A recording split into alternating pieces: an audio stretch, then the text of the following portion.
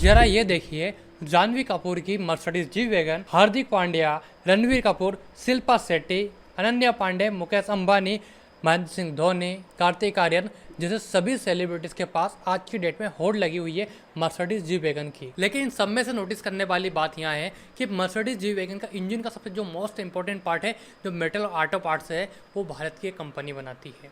यह company Mercedes के अलावा रोल्स रॉयल, टोयोटा और वैक्स वैगन के लिए भी इंजन के पार्ट्स बनाती है। यदि हम इस कंपनी के पिछले 5 सालों की बात करें तो 350% ज़्यादा का रिटर्न पिछले 5 सालों के अंदर दिए।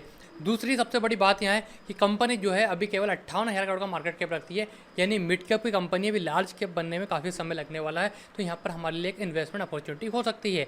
दूसरी बात यहाँ पर करें तो ROC और ROE दोनों 11 के आसपास का है, जो कि अच्छा ठीक ठाक से हम कह सकते हैं। डेट टू इक्विटी रेशियो 1 से कम है, जिसको हम कंसिडर कर सकते हैं 1+ पॉइंट की ओर से कि यहाँ पर हमें अच्छी ग्रोथ देखने को मिल सकती है। 1800 रुपये का 52 वीक हाई है और 900 रुपये का 52 वीक लो है, यानी अभी अपने 52 वीक लो के आसपास कहीं ना कहीं ट्रेड करती हुई हमें देखने को मिल रही है।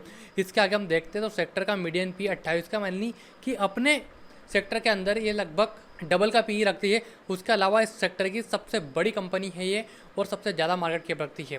क्वार्टरली रिजल्ट की बात करें तो इस क्वार्टरली रिजल्ट के अंदर हमें थोड़ी सी गिरावट यहाँ पर इस क्वार्टर के अंदर देखने को मिली है। 2025 का जो पहला क्वार्टर है वहाँ पर हमें 7.5% की गिरावट सेल्स के अंदर देखने को मिली और इसका असर हमें प्रॉफिट पर देखने को भी मिला। जहाँ पर प्रॉफिट की बात करें हम तो वहाँ पर हमें प्रॉफिट 227 करोड़ से बढ़कर यहाँ पर 283 करोड़ रुपये का हो गया, यानी यह क्वार्टर बेसिस पर देखते हैं हम तो प्रॉफिट बढ़ा है। बट नेट प्रॉफिट जो है रेवेन्यू के मामले में हमें 7% की गिरावट देखने को मिल रही, जो कि यहाँ से माइनस पॉइंट होता है। बट ईयर ऑन ईयर पे हम देखते हैं, इसको कंसिडर करते हैं तो यहाँ पर ईयर ऑन ईयर पे कंटिन्यूसली यहाँ पर ग्रोथ हमें देखने को मिल रही है। 15,682 करोड़ रुपये की 2024 के अंदर सेल थी और एक्सपेक्ट 2025 के अंदर सेल्स 3% से कम हुई है। बट प्रॉफिट की बात करें तो केवल 3 करोड़ का प्रॉफिट यहाँ पर निकल के आ रहा है, जिसके चलते हम कंपाउंडेड सेल्स की बात करते हैं। पिछले 3 सालों में 13% की रही है और प्रॉफिट 3% का रहा है। बट इसको हम पिछले लास्ट 4 क्वार्टर की बात करें तो सेल्स 4 क्वार्टर के अंदर कम हुई है 4% से और प्रॉफिट 14% से ग्रो हुआ है। बैलेंस शीट के अंदर लगभग 9,000 करोड़ का रिजर्व और 6,000 करोड़ के आसपास की कहीं ना कहीं बोरिंग देखने को मिल रही है। केस फ्लो की हम बात करते हैं, लगभग 1700 करोड़ रुपये के आसपास केस फ्लो में यहाँ पर देखने को मिल रहा है। सबसे इंपॉर्टेंट चीज़ यहाँ पर ये है देखने की है कि इसका प्रमोटर होल्डिंग जो है जून क्वार्टर से लेकर अभी तक कंसिस्टेंटली यहाँ पर एकदम स्टेबल हो रखी है। बाकी यहाँ पर आप ये देखेंगे पब्लिक का जो कोटा लगभग 10-11% के आसपास का था, अब पब्लिक का माल यहाँ पर कम हो चुका है, लगभग 9.5% का बचा। DIS इसके अंदर 24 से लेकर आप 30% का स्टेक होल्ड करने लगे। यानी सबसे बड़े हम इन्वेस्टर की बात करें तो पहले नंबर पर आता है प्रमोटर, दूसरे नंबर पर आता है हमारे DIS, तीसरे नंबर पर आ रही है यहाँ पर FIS और चौथे नंबर पर आती है यहाँ पर पब्लिक। आप समझ सकते हैं कि पब्लिक का कितना कम यहाँ पर इन्वेस्टमेंट है और केवल आज की डेट में बात करते हैं 2,14,725 रिटेल इन्वेस्टर्स है जिनके पास इस कंपनी का शेयर है। अब देखिए यहाँ पर फंडामेंटल तौर पर काफ़ी शानदार वैल्यूएशन के साथ, अट्रैक्टिव वैल्यूएशन के साथ हमें कंपनी देखने को मिल रही है।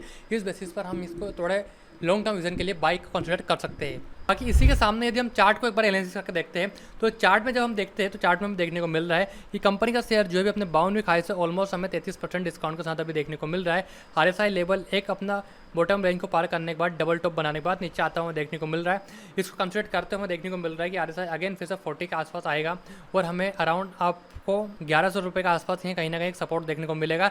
इस 1100 रुपये के आसपास एक सपोर्ट बनाने के बाद स्टॉक यदि ऊपर जाने का कंसिडर करता है, ऊपर जाने का ट्राई करता है, तो हमारे लिए यहाँ से इस 1100 रुपये के सपोर्ट के आसपास से बाइंग करने की एक अच्छी अपॉर्चुनिटी हो सकती है, क्योंकि इस 1100 रुपये के आसपास कहीं ना कहीं एक स्ट्रॉन्ग सपोर्ट भी है इसका। और आगे हम रेजिस्टेंस जोन की बात करते हैं, कहाँ से इसको रिजेक्शन जोन मिल सकता है। तो ये 1500 रुपये का जो आपको लेवल दिख रहा है, इसके ऊपर से हमें यहाँ पर रेजिस्टेंस जोन देखने को मिल सकता है। इन शॉर्ट कहा जाए तो 1100 रुपये से लेकर 1500 रुपये के बीच में स्टॉक कंसोलिडेट करे और इस समय के लिए हो सकता है 3 महीने के लिए करे, 1 महीने के लिए करे, 6 महीने, 1 साल भी निकाल ले। बट जब तक ये 1500 को पार नहीं करता, नए लाइफ हाई के लिए नहीं जा सकता। इसको पार करने के लिए इस कंट्री डॉट को पार करना पड़ेगा। बाकी ओवरऑल कंपनी का टेक्निकल और फंडामेंटल वैल्यूएशन काफ़ी अट्रैक्टिव देखने को मिल रही है। आप लॉन्ग टर्म विजन के हिसाब से इसको बाई करने का प्लान कर सकते हैं। यह मेरी कोई बाई सेल एडवाइस नहीं है, मैं कोई से भी RIA नहीं हूँ। बाकी ओवरऑल कंपनी का फंडामेंटल आपको कैसा लगे कमेंट सेक्शन में जरूर बताइएगा। कंपनी का नाम पता चल चुका था आपको, बहुत बहुत बधाई हो, कमेंट में बता दो, इंतजार रहेगा मुझे। और नहीं चला तो मैं बता दूँ, इस कंपनी का नाम है भारत फॉग लिमिटेड। तो क्या आपके पास भारत फॉग लिमिटेड का शेयर है या नहीं है, कमेंट सेक्शन खुला है, बताइएगा जरूर। मिलते हैं जल्दी दूसरे वीडियो में, जब तक के लिए ख्याल रखिएगा। चैनल सब्सक्राइब नहीं किया तो क्या करना है, फटाफट सब्सक्राइब कर लो। जल्दी मिलते हैं दूसरे वीडियो में, जब तक के लिए जय श्री राम।